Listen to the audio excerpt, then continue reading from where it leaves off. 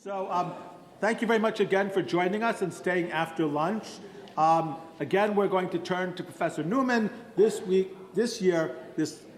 session, talking about the very topical issue of the ethics of war, complex guidance for changing times. I think probably everybody was here in the morning, so I don't think you need much more introduction. You heard a wonderful Dvar Torah from Professor Newman this morning, and now we'll have an interesting lecture on a very, very different issue. Professor Newman.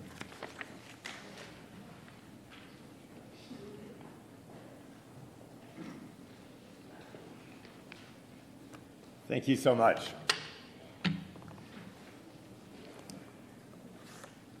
So, first of all, can everybody hear me? Good. Okay. I will do my best to project, but I want to make sure that I can be heard. All of you should have a copy of the handout with the text on it. If you don't, I believe that they're handing them out at the door, and you can get yourself a handout because we'll be referring to that. This is actually not going to be a lecture. This is going to be a text study and exploration of a set of issues that I think are very much on our minds as Israel and Gaza, Israel and Hamas are at war. I want to begin by saying I'm a Jewish ethicist. That is to say, I've spent my academic career studying what Judaism has to say about ethical issues. I am not a military expert. I am not a military strategist. I am not a government official, neither in Israel nor in the United States. Moreover, I have never been a soldier. I have never had to experience war or make decisions under fire. My interest in this session today is not, therefore, and I hope this doesn't disappoint too many of you. If it does, this is your time to leave. I am not going to opine about Israel's conduct of this war. It is not my place. It is not my expertise. What we'll be doing this morning, though, is to look at sources in our tradition that talk about war and peace and explore what the values are that shape the way that Jewish authorities over the centuries have thought about conducting war and if you will, waging peace. So that's what we're doing. If you were looking for something different, as I said, I hope I haven't disappointed you already. So I want to begin by stepping back before we get to any of the sources on the sheet, and trust me, we will. But I want to begin by saying that there is a long and very elaborate tradition, philosophical and religious tradition, about the ethics of war. It is largely Roman Catholic in its origins. That's because the Roman Catholic Church was in a position over the course of its history to wage war far more often than we Jews were. They had a lot more opportunities to reflect on war than we did.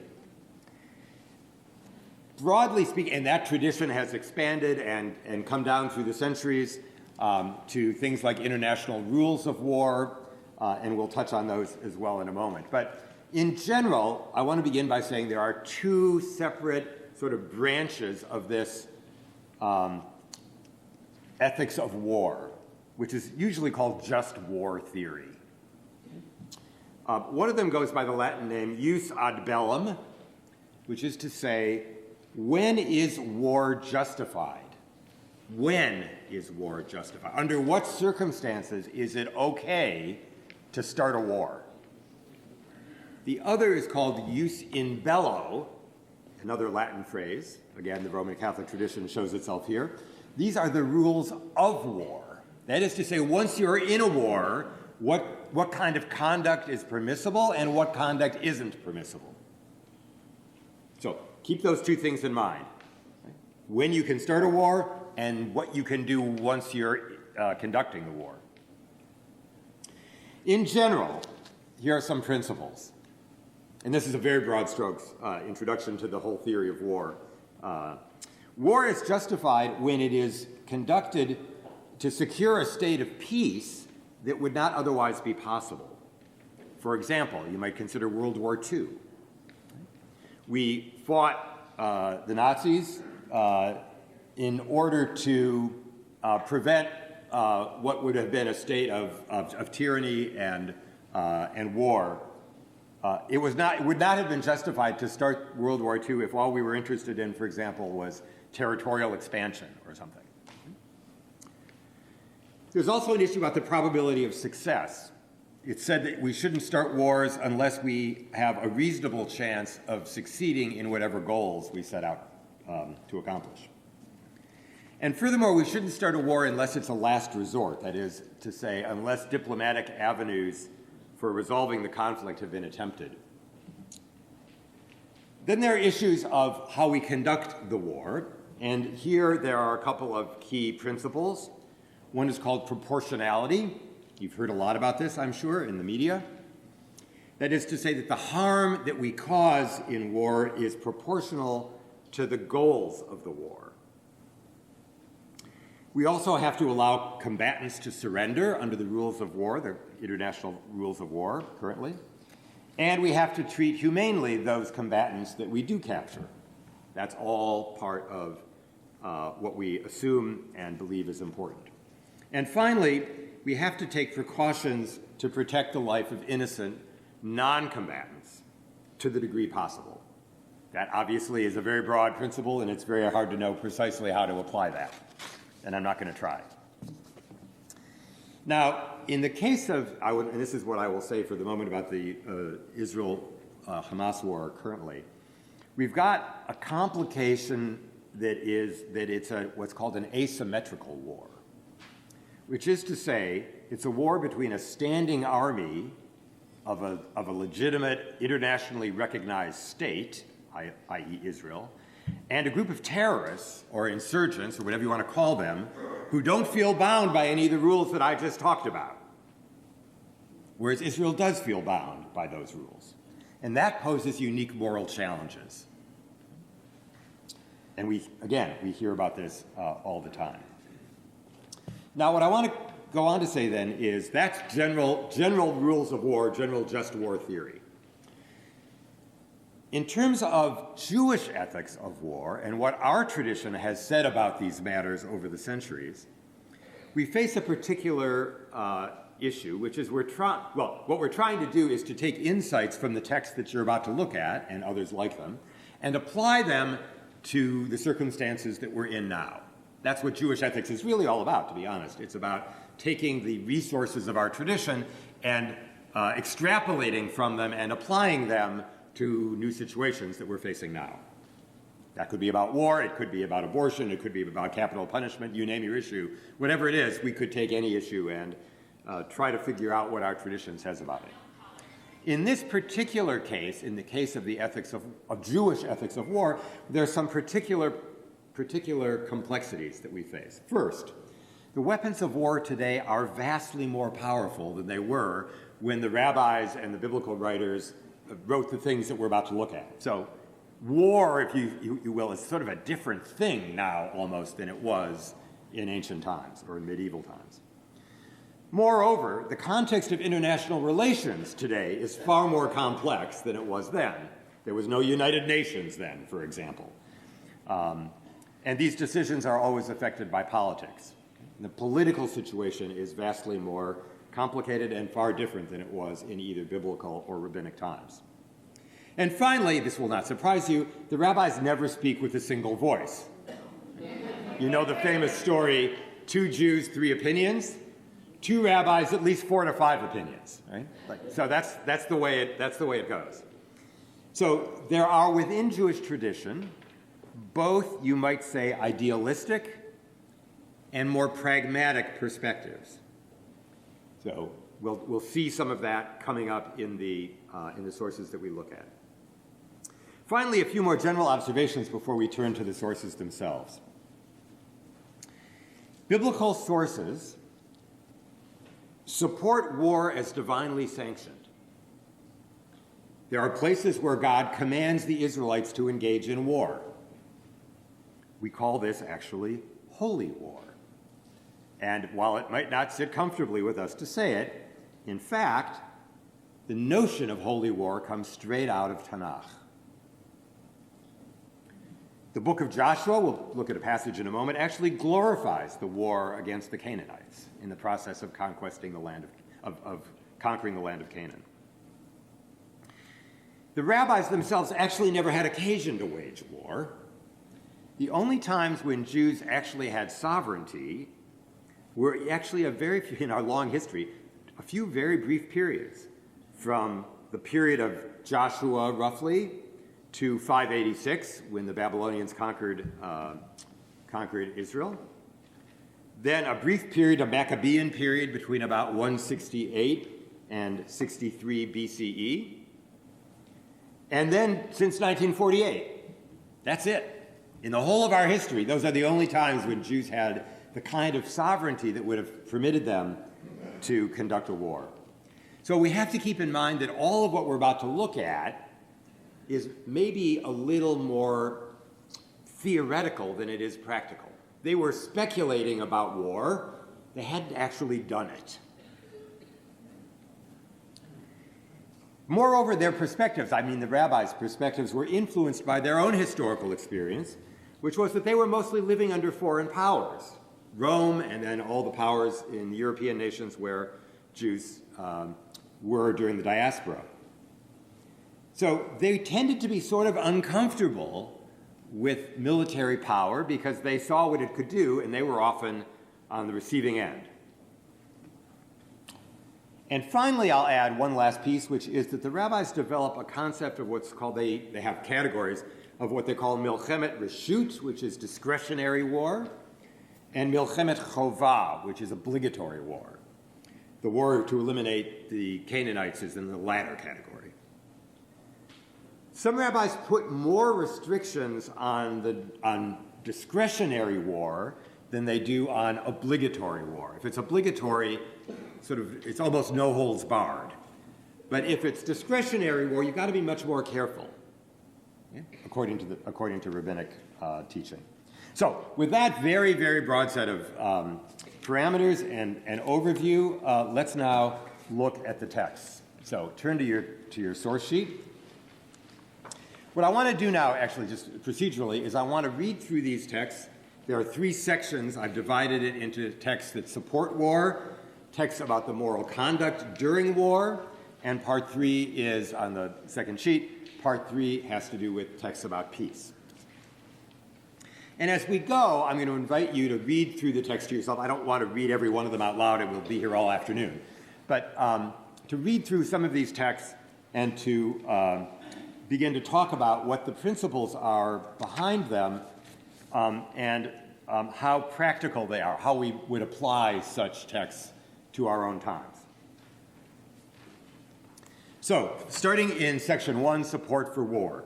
And you'll find in Exodus and many other places actually throughout Tanakh, God is exalted as a great warrior. He's a great hero of war. This has to do in the first instance with, of course, the fight against the Egyptians as the Israelites were fleeing slavery, and God is fighting the Egyptians on behalf of our people.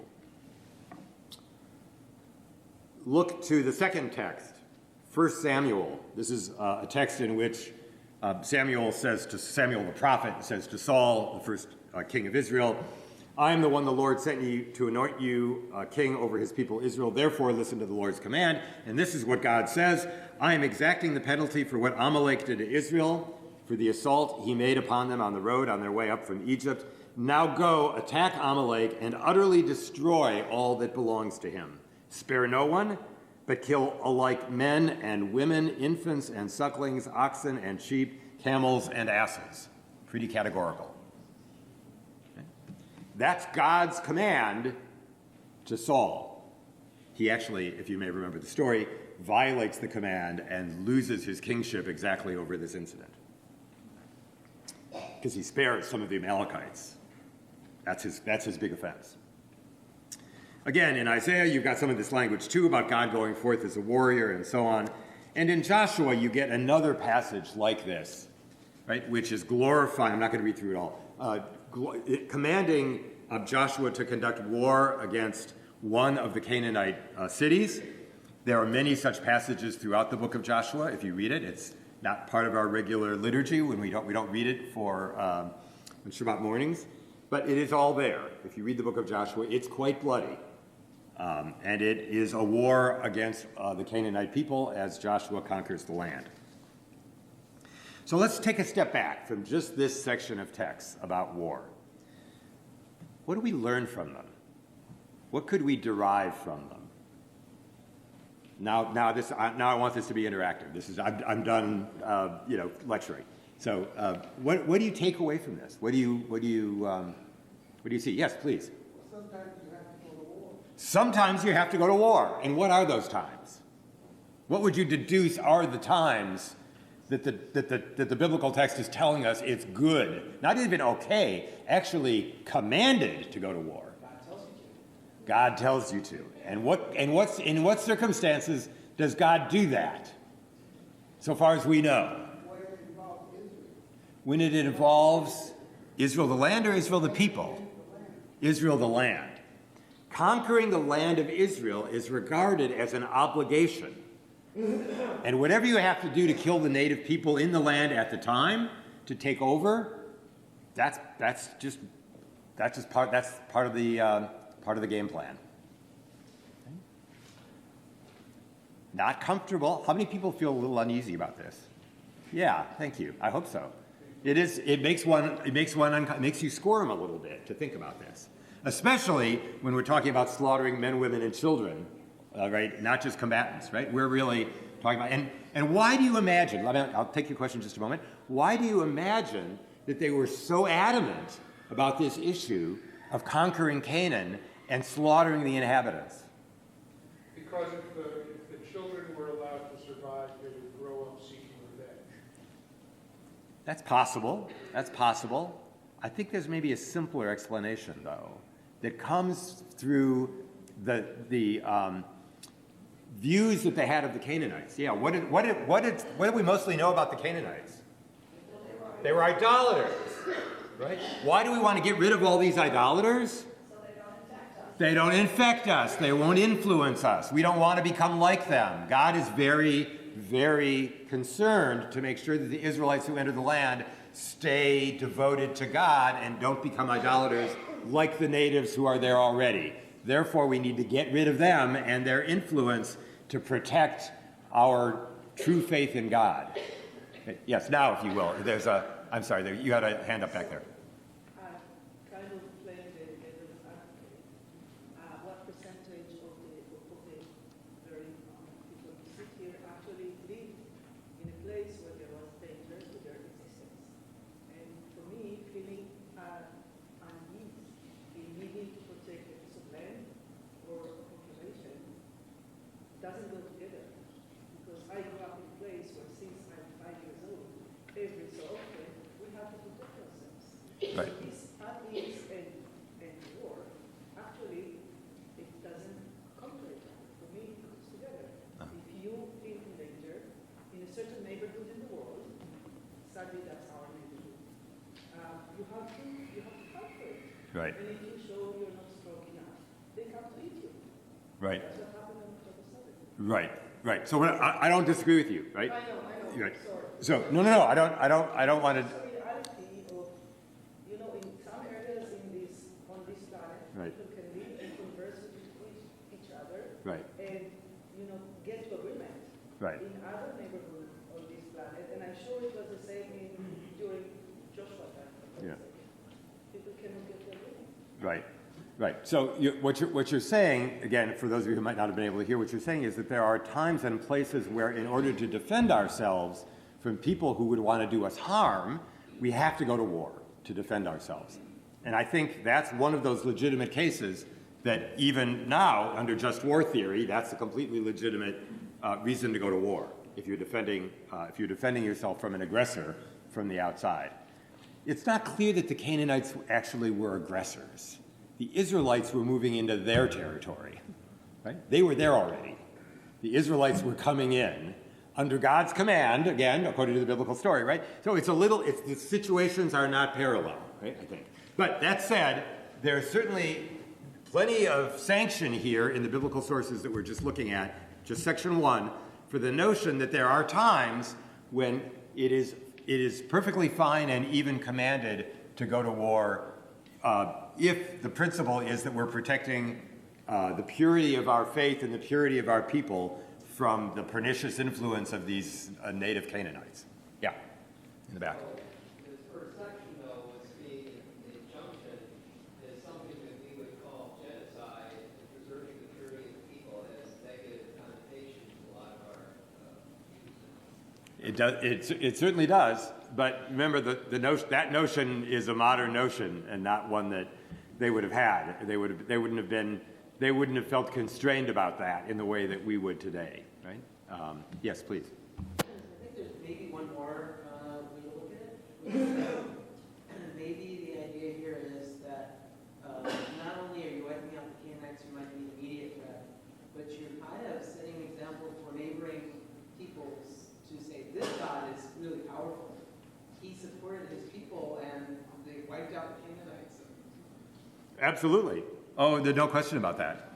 In fact, throughout the biblical texts, you've got all these discussions that suggest that God is fighting on behalf of the Israelites, and when the Israelites win, it proves that their God is more powerful. This becomes a big problem when the Babylonians conquer the Israelites. Now it suggests that their God was more powerful than ours, and now we've got a real theological problem. But we'll set that aside for now. But yes, absolutely. I want to move on to the second group of texts. So this is moral conduct in war. And and this one I will read because it's actually the basis it's the most extensive passage in the Torah that relates to our question. And I have not quoted every line of it, but I think this gives you the essence of it. When you approach a city to fight against it, you are to make an offer of peace. If they accept your offer of peace and open their gates, all the people there will become forced laborers to serve you. But if they refuse to make peace with you and wage war against you, lay siege to that city. When the Lord your God has delivered it into your hand, again, suggesting that God is fighting on our behalf and we're going to win, you must put every male to the sword, but the women, children, livestock, and whatever else is in the city, all its spoil, you may take as plunder. And you shall use the spoil of your enemies that the Lord your God gives you. This is how you are to treat all the cities that are far away from you and do not belong to the nations nearby. However, in the cities of the nations that the Lord your God is giving you as an inheritance, you must not leave alive anything that breathes. You must devote them to complete destruction, the Hittites, Amorites, Canaanites, and so forth, as the Lord your God has commanded you, so that they cannot teach you to do all the detestable things they do for their gods, and so cause you to sin against the Lord your God. And now it's explicit, right? The reason we get to slaughter the Canaanites is to protect our faith in God, make sure we don't sin by becoming idolaters. And now it goes on to say, when you lay siege to a city for an extended time while fighting against it to capture it, you must not destroy its trees by putting an axe to them, because you can eat their fruit. But you must not cut them down. Are the trees of the field human that you should besiege them? That's a rhetorical question. But you may destroy the trees that do not produce fruit. You can use those trees to build siege works against the city that is waging war against you until it falls. Okay, so what have we got here? We've got a set of rules. Remember that Deuteronomy comes later in the biblical history than earlier texts like Exodus. We've got a situation here in which the author is telling us that we first have to offer peace. See if our offer of peace is accepted. If it is, great, then those people become your servants. If not, then you get to wage war against them. And this is the case for all of the cities that are far away from you, out there somewhere, unnamed other places. But for the cities in the land of Canaan, again, all the gloves come off. Right? And in that situation, we are supposed to slaughter the inhabitants, men, women, and children entirely. This is the most extensive description of how war would be waged that we find in the Torah. So, let me stop there for a second. Thoughts, reactions, questions, concerns? Yes, please. I just wonder, why are you commanded to save the trees but not the animals? That's a great question. I do not know. That's a great question. Yeah, I want to look into that. That's actually very... But you can't bring in the trees. That takes years and years. Maybe that's right. Maybe that's right. It's interesting. By the way, just footnote to all of this. There's a principle that the rabbis derive from this last piece about the trees, which goes by the name Bal Tashvit. You're not allowed to unnecessarily destroy things, natural things, right? Because it's a violation of God's world, basically. God created the fruit of the tree, and you shouldn't be destroying it unnecessarily. Right? Why that doesn't apply to the animals is really an interesting issue. Yes, please, in the back. What are the conditions of the offer of peace? Doesn't say. Doesn't say anything more than what we've got here. Right? But one of the parts of the offer is subjugation. right. Well, right. Well, right. I mean, that's the only thing we know about it. Right. That's right. Yes. Go ahead. So about why you destroyed the animals and everything. So my guess is that the war will not be just for all of these goods. So you're not to enjoy it. You're fighting for the law, and maybe there is this restriction on you Right. that you're not supposed. Otherwise, there is a reason to have a war. Right. Not for God, because you want. Right. And they don't. Right. Thank you. That's actually very good. That's a very important insight, and I think that's right. I'll say it again. It comes up actually in the story that I mentioned before about Saul and Samuel and the Amalekites. The idea of destroying all of the property of these people that you kill and fight against is partly to make sure that we are not accused of having gone off to kill them and fight against them in order to take their property. It's a purer, if you will, oddly, it's a purer motivation if we're not getting any benefit out of it personally, right? We're not taking any property from them, right? We're simply destroying it so that we can't be accused of profiting from our own war, right? So, yes, here, Beck, yes. I'm going to ask you a original question. When I read these paragraphs, this is the statement of honoring of the opportunity to surrender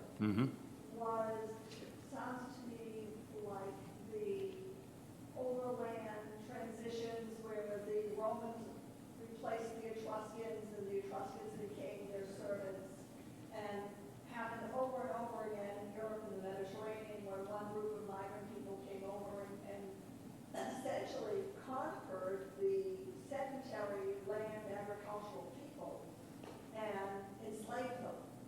And so it's almost like that's describing the norm. And then the other part is, well, this is what you do when it's not the norm. Could be right. I think you're onto something. Yes, in the back over here. I'm trying to make sure that I get new people to talk. Yes. I guess from a modern sensibility, sitting here in 2023, this is outrageous. You know, and so I'm trying to deal.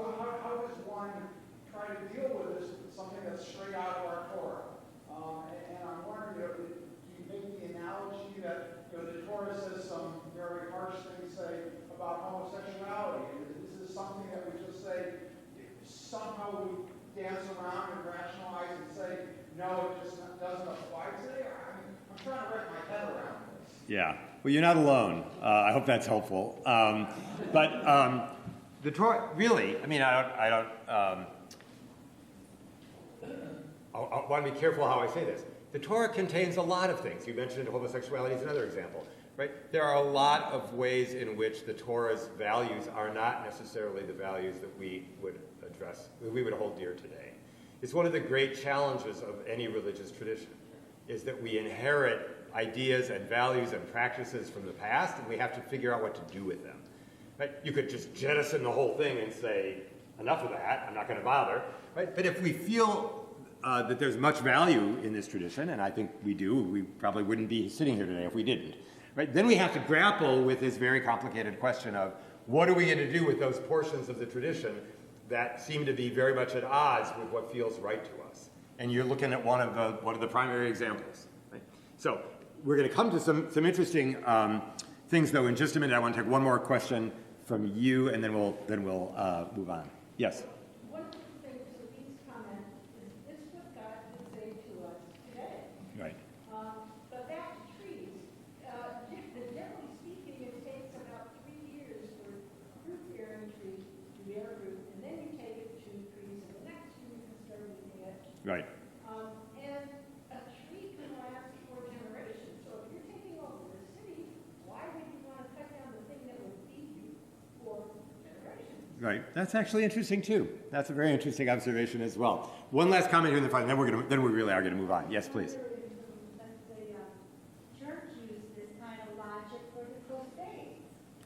They use this kind of logic for the Crusades. Is that what you said? They used this kind of logic from the Torah. Right. Why they have a right to do the Crusades. Right. Well, as I said, holy war is what the Crusades were from their perspective, and that's what this was. Right? So I'm going to move on. I'm sorry. We could spend the rest of the day right here on these passages. But I want to point out, and this is a beginning of a response to the comment that you made a moment ago in the back, we're not alone as 21st century people grappling with these biblical texts. The rabbis were doing this for centuries. Right? And the rabbis, too, found certain things in the Torah uncomfortable, and they found ways of modifying them, in some cases even legislating them out of existence, basically. So let's look at what some of the rabbis had to say about the very passage from Deuteronomy that we've just been looking at. So this is now in the middle of page 2. They quote, and this is a bit of, you have to read this as a commentary, right? They're quoting, if you draw near a city, Scripture here speaks of an optional war. They think this passage is all about an optional war. To a city, not a metropolis or a village. I take that to mean a city of a very particular sort of medium size. We're not talking about New York City, and we're not talking about a village like, Podunk, North Dakota. Right? We're talking about some moderate-sized city. Why that matters to them, I'm not sure, but their glossing city means a very particular size of city. To do battle with it, and not to reduce it through lack of food or water, nor to slay its inhabitants through disease. Now that's the rabbis saying, okay, you can do battle with these people, but there's certain restrictions on what you can do, right? In our terms, we might say, you can't starve them to death, nor can you use, let's say, biological weapons, which of course didn't exist then, but which would spread disease among the population. That would be illegitimate. That's the rabbis doing what I mentioned earlier that the Roman Catholic tradition does when it limits the kinds of things you can do in the conduct of a war. Then you shall make an offer of peace. And then they gloss that. Listen to what they say. Great is peace, for even the dead require peace. Great is peace, for even in their war Israel requires peace. Great is peace, for even those who dwell on high require peace. As it is said, God makes peace in his high places. Great is peace, for the priestly blessing concludes with it. We all know the priestly blessing, and God, shalom, right? And even Moses was a lover of peace, as it says, and then they quote a passage from Deuteronomy about sending words of peace to the king of Heshbon. Okay. So what the rabbis are doing here in Sifrei Devarim, in Sifrei Deuteronomy, is, I think, doing their best to confine the circumstances to which this you might say, rather extreme passage from Deuteronomy applies. Right? They're trying to limit the application of these rules to very particular kinds of cities, to very particular kind of war. It's an optional war. It's not a required war. And to make sure that you don't conduct the war in a way which is devastating to the population, and so forth. Right? So they are, in their own way, doing their best to sort of put some conditions around this. Let's move on for a moment to Nachmanides. Nachmanides, again, remember, was a student of Maimonides, so about 12th century Spain.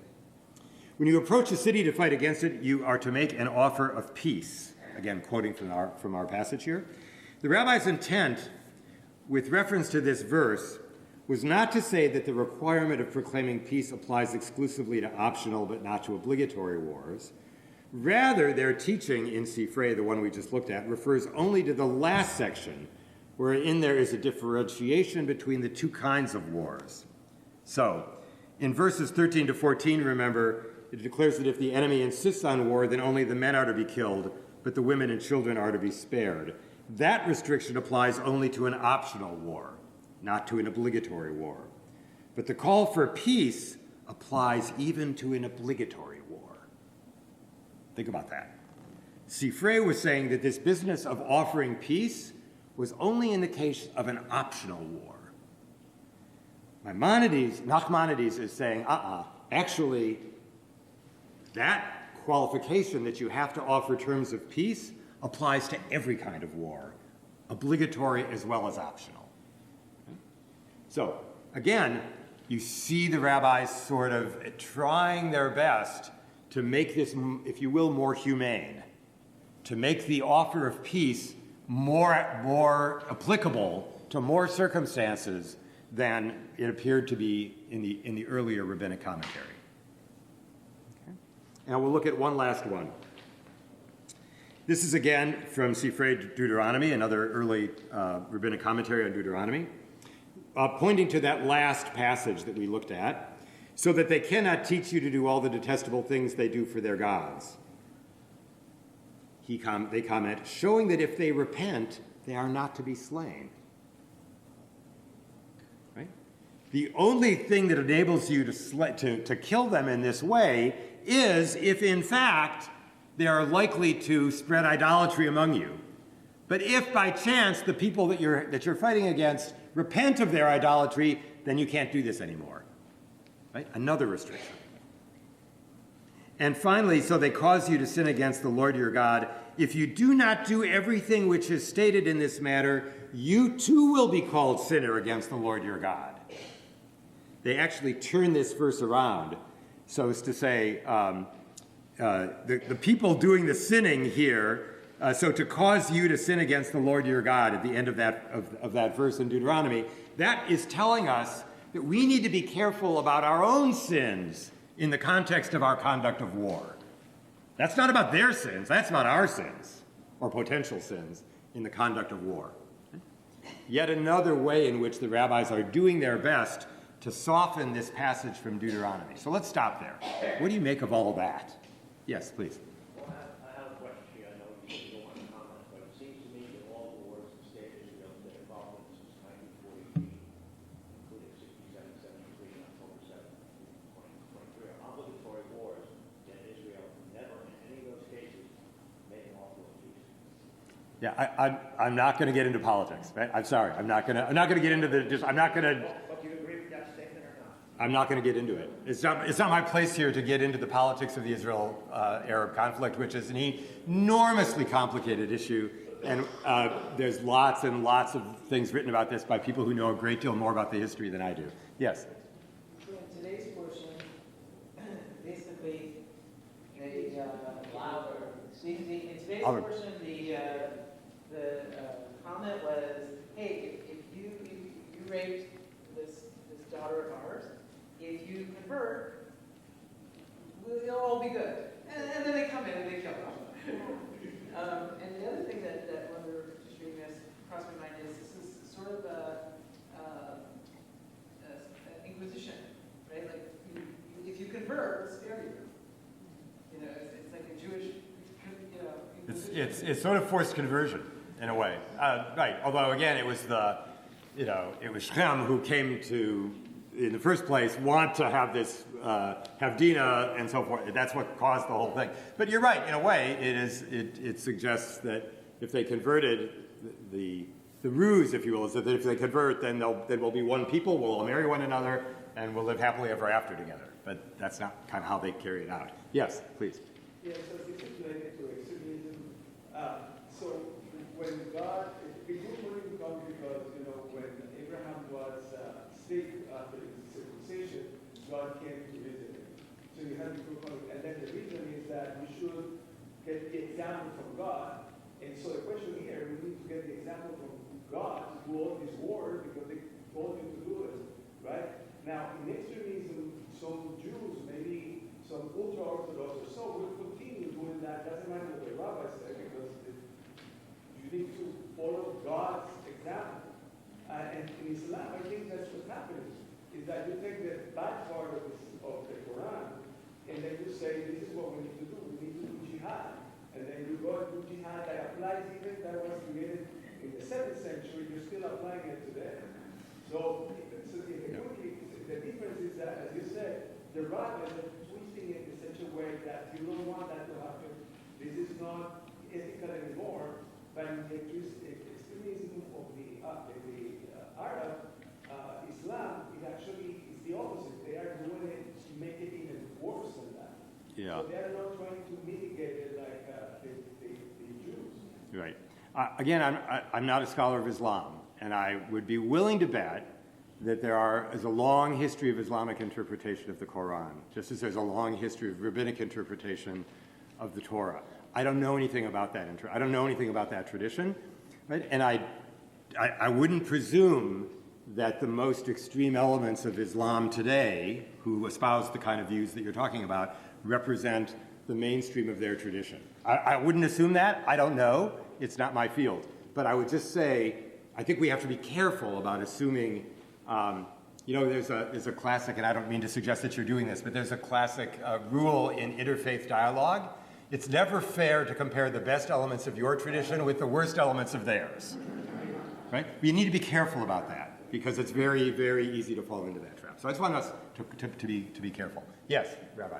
I just wanted to continue on your text. They're mitigating or making even obligatory more difficult. In the Talmud, they actually say that none of the nations of which obligatory war is allowed actually exist anymore, since they say that when the Assyrians came, they mixed all the nations of the Middle East up, so none of them exist, so that even nations that were forbidden to enter the covenant are allowed to. So that would make obligatory war impossible. Right. And that's a later piece. That's absolutely right.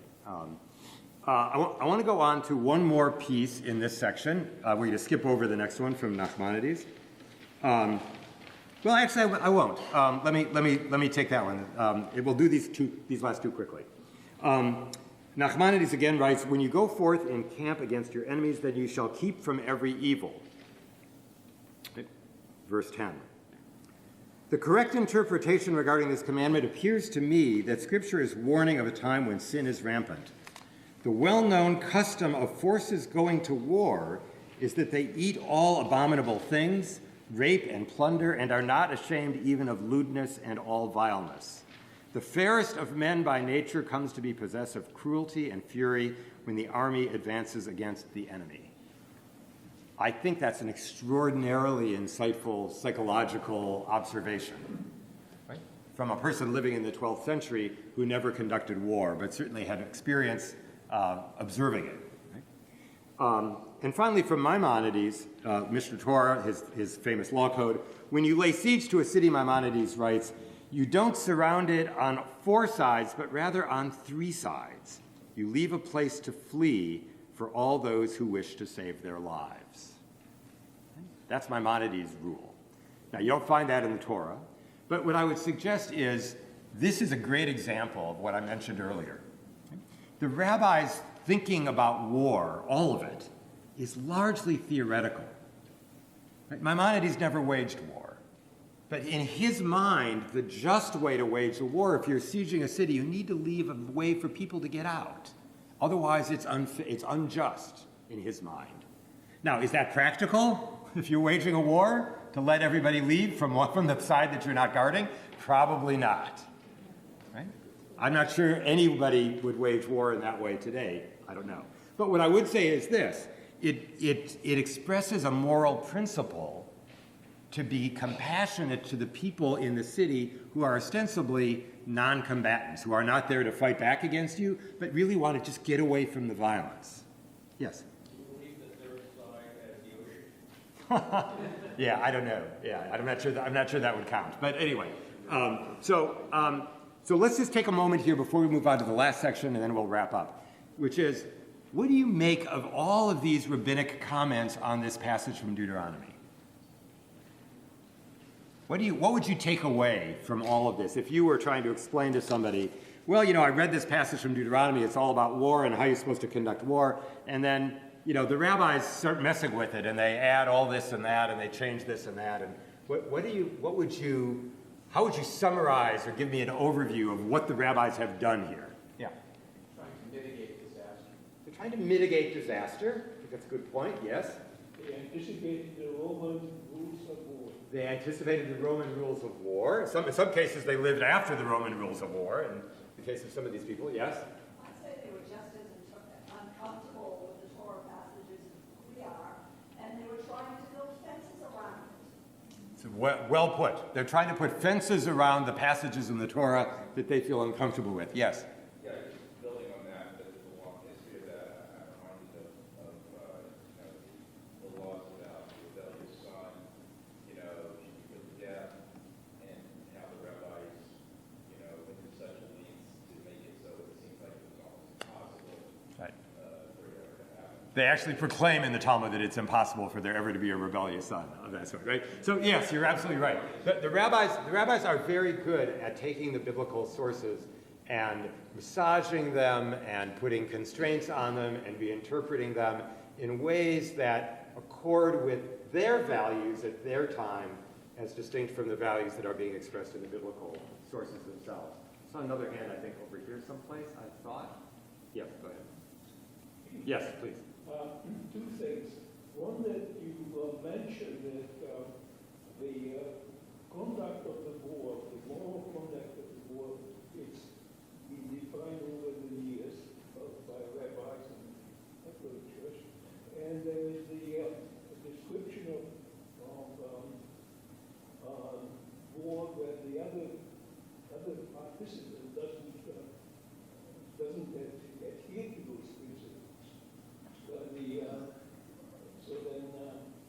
And he also said that to start the war or conduct the war, you have to have a reasonable chance of success. Now, what if these kind of in conflict? So then you have a reasonable chance of success against an opponent who conducts the same way, but not against somebody who conducts the war in a Right, in a completely without rules, that changes the equation. It does. Would you relax your conduct of war? These are the very kinds of questions that philosophers of just war theory debate. One of the most famous of these people, by the way, is someone you should know if you're interested in this, a man named Michael Walzer, who's Jewish, who's probably one of the world's preeminent experts on the just war theory. He did a webinar recently in which he was talking about the Israel-Hamas war. His book, Just War Theory, is a classic in this field. And people who study this material, the Roman Catholic tradition, the current modern instances of treaties about international conduct during war, these are issues that people face and debate about all the time. Under what circumstances is it okay if the other party isn't abiding by the same rules that you are? How does that change what you're permitted to do or not permitted to do, and so forth? These are not like settled questions about which everybody agrees. Yeah. Yes. Last comment, and then we'll move on. What about war going to China, war where you're trying to exterminate the infidels? Well, that's exactly what the Torah is talking about in their mind. They're trying to exterminate the infidels who are the Canaanites who live in the land. That's exactly. Right. Does that not exist today? Yeah, that's a question for interpretation. I don't know. How would you apply that today? It would be a little dangerous, I think, to apply that today. Honestly, I'd be a little concerned about branding somebody an infidel and then saying, all right, we can go in and slaughter all the men, women, and children. I don't know that I'd want to have my involvement in that, right? So I just think these are the issues that we're. Right, we are the infidels in that discussion. Yeah, well, I don't want to go there. Okay, last part of the handout, turning to praise for peace. So we've moved now, mind you, from wholehearted endorsement of war to this passage in Deuteronomy and all of the ways in which the rabbis try to massage it and come up with some sets of rules that will apply to the conduct of war.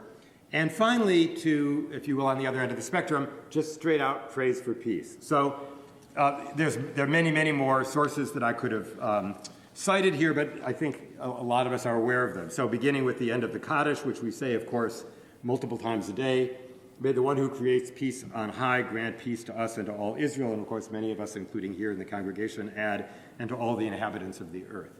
So we end every Kaddish with this prayer for creating peace on earth.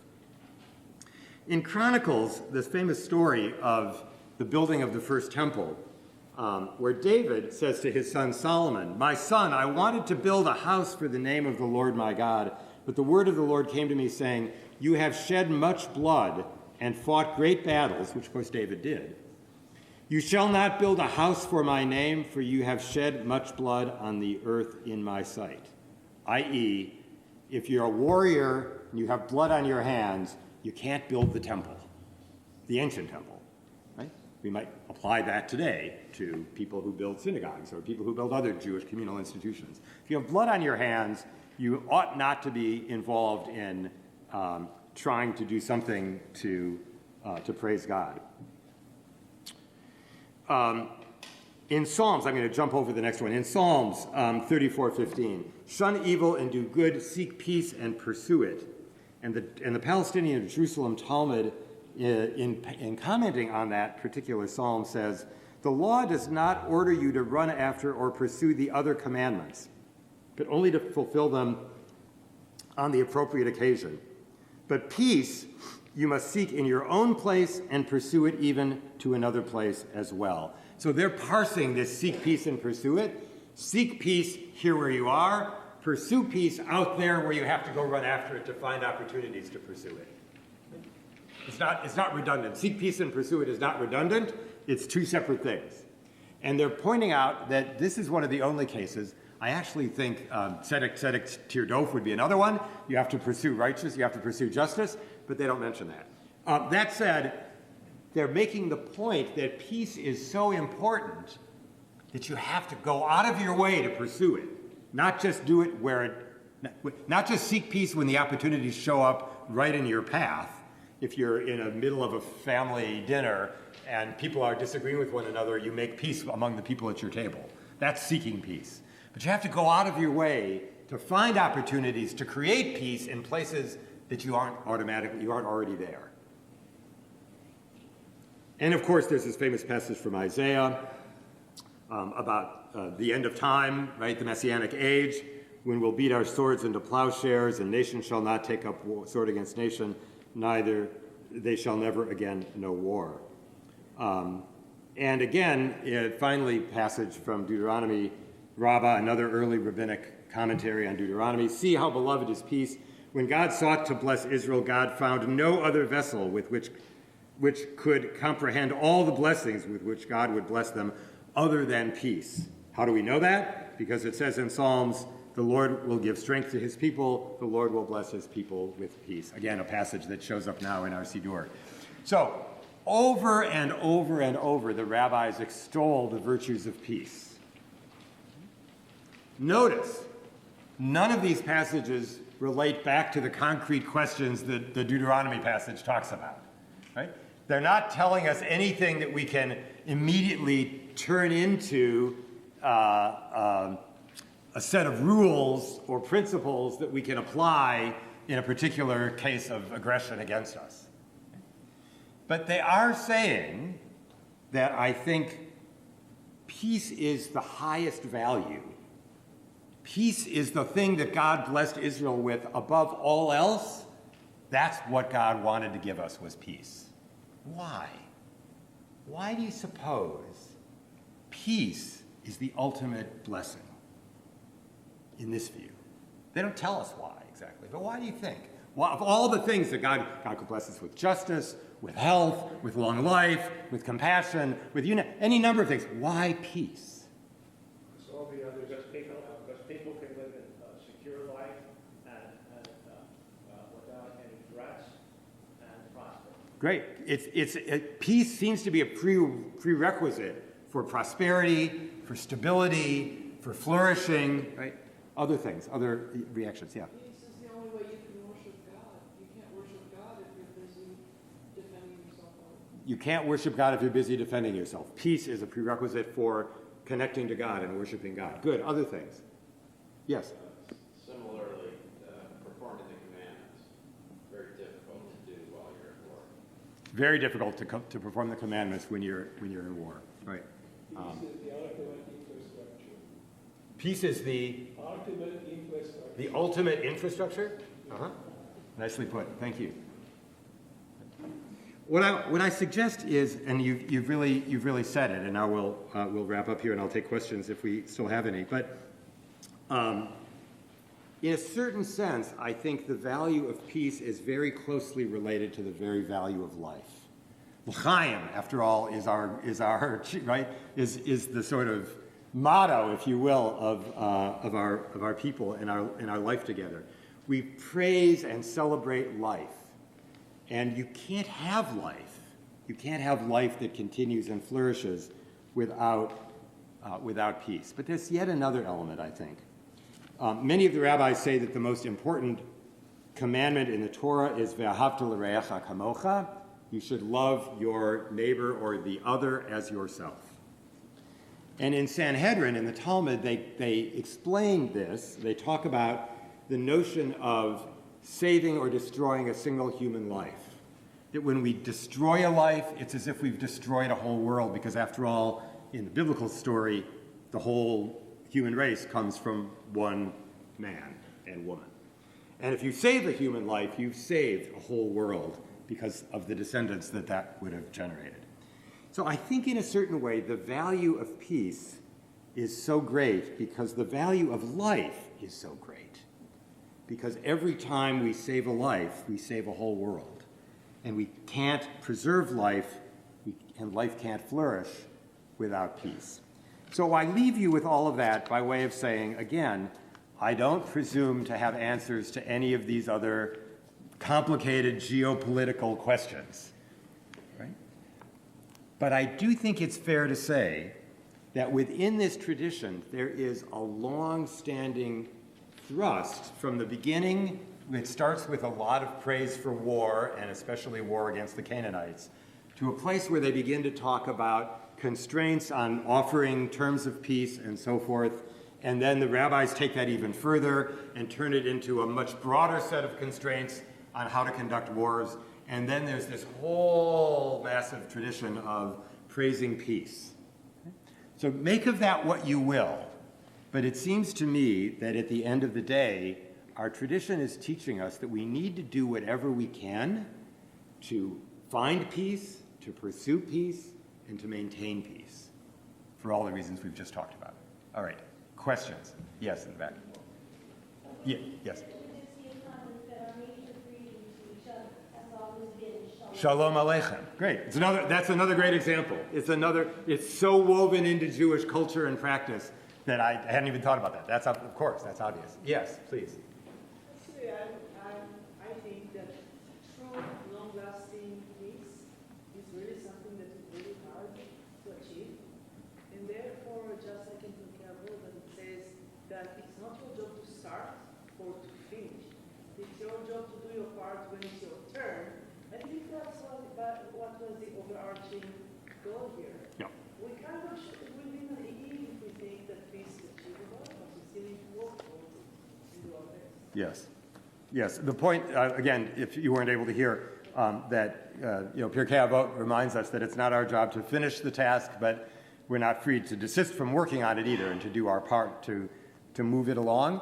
Maintaining peace, creating peace is a very challenging problem. Needless to say, for as long as humankind has existed, so far as we know, there have been wars and aggression. We haven't yet figured out how to get past that. Right? But notwithstanding that fact, it's pretty clear that the tradition is moving us along as best it can in the direction of trying to do our part to create and maintain peace. Yes?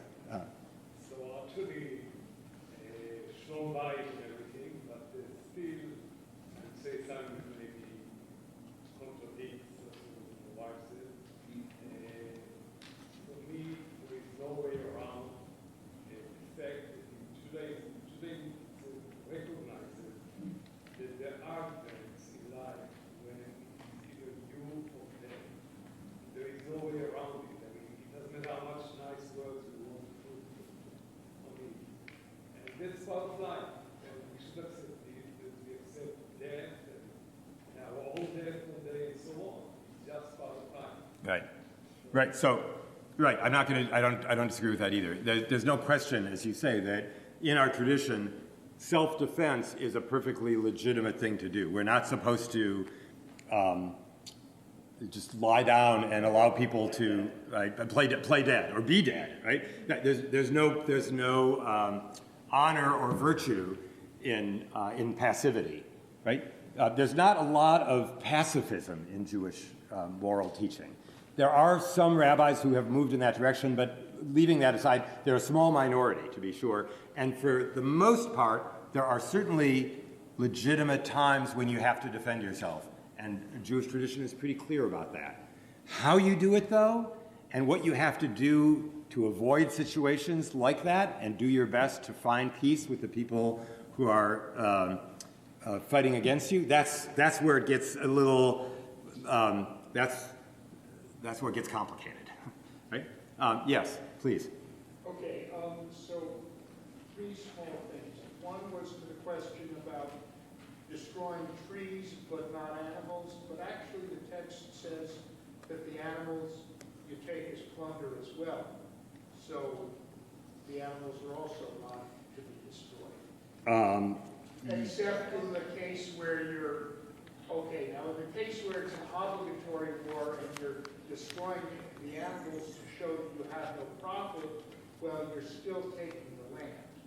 Yeah, you're taking the land, but you're not taking you're not taking the animals. Yes, yes, yes. Okay. To Alan's question about declaring peace to the city and the wars Israel has fought. Since 1948. The commandment is when you go out to a city. The wars that Israel fought since 1948, those were brought to Israel. Those are all wars of defense and survival. So it's not the same situation.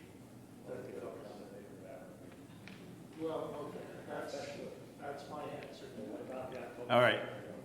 You had another point? Yeah, and the other one is when you declare, peace to the city and your option is enslavement, who's going to take that? Well, if you've got a choice between enslavement and being slaughtered, well, that's right. But you still think you have a chance by fighting back? I'm just saying, right? That's the logic, right? I think of that. One last question, that we're going to call it a day. Yes, please. So in today's parsha, we had Jacob struggling with himself to try to find peace within himself. Don't we have to do that first before we can make peace with somebody else? We have to be settled amongst ourselves. Yeah. Maybe. What is the teaching about that? Yeah, that's interesting. Of course, that whole story of Jacob wrestling is very enigmatic. It's on the face of it, it's enigmatic. It's not even clear who it is that he's wrestling with, right? I'll tell you a brief piece about this, which I've always carried with me. I taught at Carleton College, as many of you know, for many years, and I taught a course on Genesis several times, and of course we looked at that passage, and one of my students suggested that he thinks that Jacob is wrestling with his father, Isaac. Why? Because the end of the story is he demands a blessing from this adversary, this angel or person. It's not clear who it is. And my student was suggesting that Jacob knows that the blessing he got from his father was illegit. He now wants a legitimate blessing that he earned.